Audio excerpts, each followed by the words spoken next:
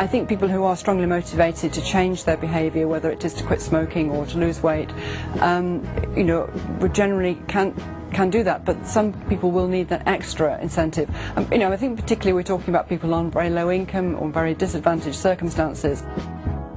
That's Amanda Sandford, Research Manager at Action on Smoking and Health, otherwise known as ASH, of course, on the subject of paying people to give up smoking. Smokers and the obese, you see, could be paid to give up their vices as part of NHS incentives designed to promote a healthier lifestyle. An NHS advisory group suggested offering incentives to people to quit smoking or eat healthier food. A pilot scheme saw pregnant women being awarded supermarket vouchers to give up cigarettes, and the obese paid to lose an agreed amount of weight. Children were also offered toys as a reward for eating more fruit and vegetables. And Amanda thinks that this kind of approach to anti-smoking campaigning might work. Sounds unlikely in a climate of public expenditure cuts to me that we're going to hand out money to people for throwing away their fags. Now let me declare an interest. I am a smoker ever since the age of around 16, when I was a waiter in a fancy hotel in Dundee. I know that sounds an unlikely prospect, a fancy hotel in Dundee, but there was one then. In fact, there's more than one now.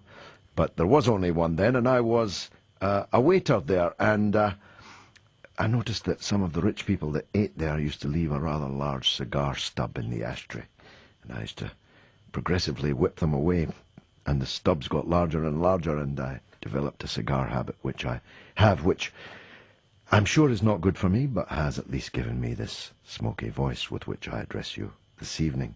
I do agree that the government, the state, should encourage people to stop smoking. I'm in favour of making smoking more difficult. I'm not calling for the ban on smoking in public places to be lifted, though I do think the cruel casting out of public places of smokers to places where there's no heating, cover, or even somewhere to sit, viz. Heathrow Airport, where I shall be tomorrow, where you've got to stand in a wind tunnel to smoke, is going a bit far. I don't believe that smokers should be criminalised. After all, drinkers are not, and drinking is much more harmful than smoking. Nobody ever went home and beat up their wife after a night on the cigars, I can assure you. But the idea that's about to be canvassed at a council meeting in Norfolk to force smokers who nip out for a fag to clock out and then clock in again strikes me as absolutely barmy. Phil Johnson may or may not take the same point of view.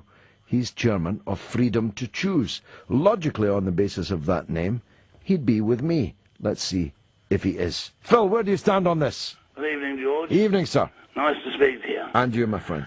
I'm afraid, George, I'm absolutely bang on your side. Oh, excellent. Our organisation just cannot believe the total absurdity of Brecon Council. It defies belief. Where does this come from? Is it just running out of the same stable as all the other anti-smoking measures, or is there a financial aspect to it? Do they really think they can dock money off people's wages for this? Well, I think they truly believe they can. Otherwise, they wouldn't have even mooted the idea, would they? I mean, they've had a meeting about it, and apparently they're all in favour of passing it. And that's it. If out for a fag, it's going to cost you money. But I mean, the other side of the coin, George, a lot of people, especially office wallers, if we may call them that, desk-bound people, crossword fanatics, busy working away. Oh, wait a minute, I've just thought of 3 down. Whip out the paper, 2 minutes, fill in number 3 down, get back to work. Are they going to be docked every 2 or 3 minutes they look at the crossword? Well, exactly. Or are they going to be docked every time they nip off to the coffee machine because they're coffeeholics?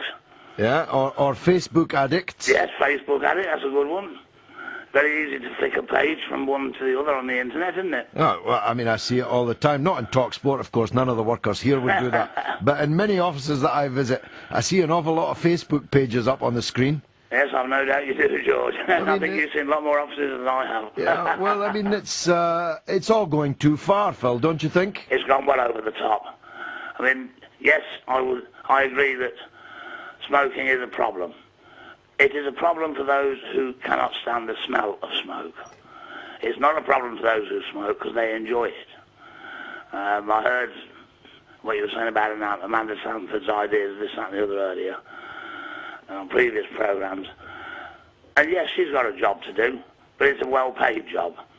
And it's a job that has now gone into an obsession. Well, It's turned into a smoker hatred, George. Well, I mean, what is the meaning, for example, of not providing even a stone bench for a smoker to sit on outside of hotels and airports and so on? What is the meaning of not having shelter from the wind and the rain in order to smoke? I mean, that's just cruelty and vindictiveness. It is cruelty and vindictive, you're quite right. And when this law was formed, it was obviously formed with the idea that if we treat them like pigs, I'm talking like the people that smoke, like pigs, then they're going to get so fed up with this, they're going to pack up smoking. Now, what that has done is the opposite, because being treated like pigs, the smoking rates have started to rise again. Have they? After 5 decades of steady decline, smoker prevalence is on the up again, cigarette sales are on the up, and tobacco shares are on the up, George. Which is why many of our lovely councils are investing their pension funds in them. Are they indeed? That's ironic. Yes. I wonder if this council that's going to introduce a clock in, clock out do have such investments. Well, but back to your question, yeah. I think that was their original thought. The amazing thing was that one of our members immediately picked up, well, a pig, by law, has to be 95% enclosed.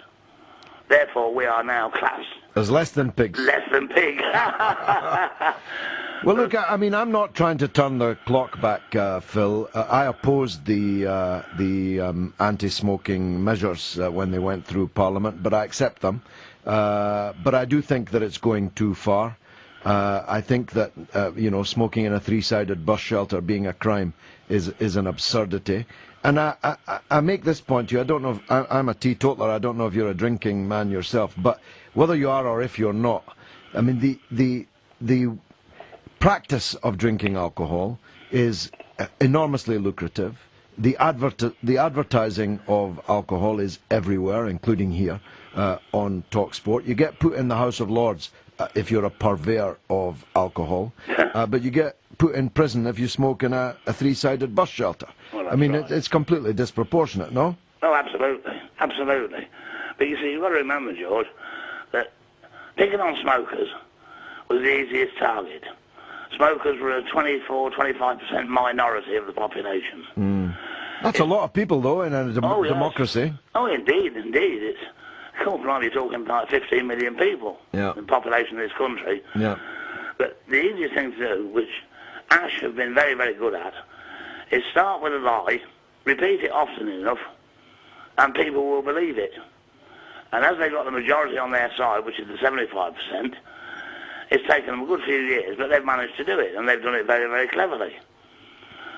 Starting on the smokers was only the start of this general prohibitive era that we're now obviously stuck well and truly stuck into.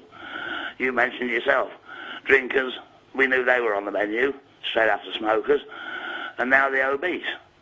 Okay, somebody's got to lose £5 a week to gain £10 in benefits. Well, if somebody's naturally obese... And what if you're an obese drinker and smoker? You're in big trouble. I think they'll just rebuild the gallows, don't they, George? If there was a gallows strong enough. Phil, thanks very much indeed for joining us, my friend. No problem, it's been George. great to talk to you. That's Phil Johnson. He's only 22 years old, by the way. Smoking's been good for him. That's Phil Johnson, the chair of Freedom to Choose. Only joking, Phil. You were a good sport.